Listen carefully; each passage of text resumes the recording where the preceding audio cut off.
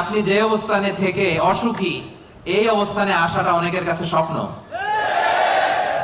সব সময় বলবেন শুকর আলহামদুলিল্লাহ, আল্লাহ অনেক ভালো আছি, আল্লাহ অনেক সুখে আছি।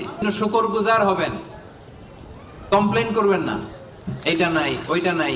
কিন্তু কত কিছু যে আল্লাহ দিয়েছে ওইটা লিস্ট করলে লিখেও শেষ করতে পারবো না, ঠিক কিনা?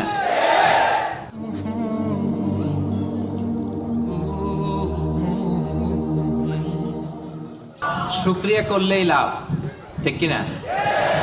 শুকরিয়া করলে নেয়ামত বাড়ায় দেয় কে? না শুকরি করলে শাস্তি দেয় কে? আল্লাহ বলেন লা ইন শাকারতুম লা আযীদান্নাকুম, যদি নেয়ামতের শুকরিয়া করো আমি আল্লাহ নেয়ামত আরো বাড়ায় দিব। বেতন 2000 রিঙ্গিট, এটারে 3000 বানায় দিতে পারে কে? পারে না উনি? ওনার ধনভাণ্ডারে কমতি আছে?